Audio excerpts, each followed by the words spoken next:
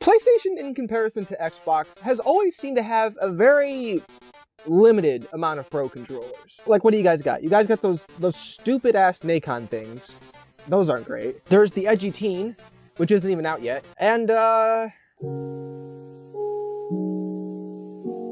this imbalance means that most of the time when you see a PlayStation player buying a Pro controller, it is a custom Pro controller, a super expensive one from the likes of Battle Beaver Customs, AIM, or Scuff controllers. This wasn't until Sony decided, for whatever reason, to drop a back button attachment for their old but still very much kicking DS4 controller. Now, I am aware, when reviewing this device, that the PlayStation 4 controller, the DS4, is only usable on the PS5 when you're playing PS4 games, because Sony's fucking stupid or something. Since I am not a Gay Station user myself, I do not know how big of a problem this is, but since there's only like 4 games for the PlayStation 5, it probably isn't that big of a deal. Either way, per usual, I will be conducting this review from my PC. With the DualShock 4 and the back button attachment added together, you'll be paying between $80 and $90 for a simple, not extremely cheap, but still kinda cheap Pro controller. And while I personally think it was kind of a brain-dead idea to release it so close to the PS5, as well as the DualSense Edge, I do still believe the back button attachment is worth a look. Unlike the strike packs from Collective Minds, the back button attachment does not appear to have any mods, so people can't attack my appearance in the comment section for reviewing a device that has cheats built into it. Then there's a second group of twats who won't shut the fuck up about wireless controllers. So here you go. You wanted wireless Pro controllers and now you got one. That very special group of people will be very happy to hear that the back button attachment actually receives power directly from the controller, so there's no need to attach it via a cable, making this one of only 2 wireless back button attachments that I'm currently aware of. I think there's actually 1 or 2 more, but they're like super chintzy and not really trustworthy. But yeah, wireless button attachments, very far and few between. This one does a decent bit to separate itself though, because unlike the Armor X Pro, which is the other wireless strike pack I just mentioned, and I will be reviewing soon, the 3.5mm headphone jack does not work on the controller when using a device like the Armor X Pro, but the back button attachment specifically has one built into it. Even though, just like every other goddamn motherfucking thing on Bluetooth on PC, it doesn't work when you use it on Bluetooth on your PC, or anything else. The headphone jack is just there for when you're directly connecting it wirelessly or wired to your PlayStation. Gay Station. It's a very strange device, as there really doesn't seem to be a large amount of downsides to buying it. The only real downside that there is, I've seen people complain about, it's something I find issue with too, is the fact that it's quite large, it's quite sizable. This attachment turns the DS4 from a bantamweight brawler into a middleweight kickboxer. It's quite dramatic. I only bring this up because I know there are going to be some who take issue with this. In fact, some of the negative reviews I looked at actually specifically called out the fact that it makes the controller rather bulky, but the buttons being large is simply the price of trying to appeal to a very large audience of people. Some people have extremely small Xbox player hands, and some people have the hands of Andrew Tate. I got a big hand. I'll bust their jaw with the bottom of my hand, and the top of their head will feel the sting from the fingers, like the whole boom!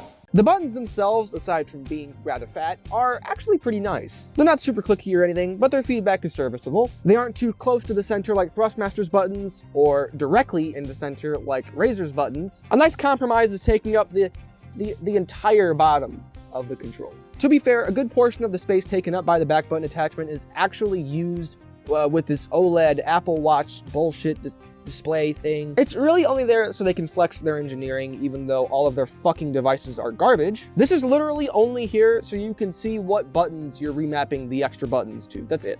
Oh yeah, it might be worth mentioning this too. You know how mechanical parts, like parts that move, are always the parts that die? I find it funny that not only is there a TV screen in your fucking attachment, there's also a swiveling 3.5mm and EXT connector. And somehow, some magical way, there's not a shit ton of reliability issues reported about this thing. So you can put a screen in something that's this small and a swiveling connector, but your thumbsticks still eat ass, and the USB ports are made out of old fucking cheese. With a swiveling connector piece as well as a screen, I kind of fully expected this thing to be an unreliable mess, but I was entirely wrong. And even though I was wrong, you better not get me wrong though, because there are still disconnecting issues here and there that I've seen reported on things like Amazon and in the YouTube comments, but these are very far and few between issues. I really feel like this shouldn't exist.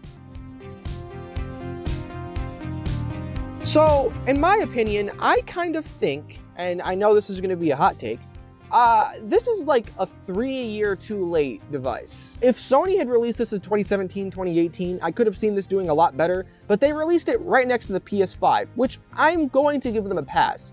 I think this was probably a precursor to the DualSense Edge. They're probably like, hey, let's test the waters, see if people like Pro Controller accessory shit. If they do, then we can start mass producing our own Pro Controller. This was likely the mentality behind the back button attachment, at least I assume so, because it came out so late in the PS4's lifespan.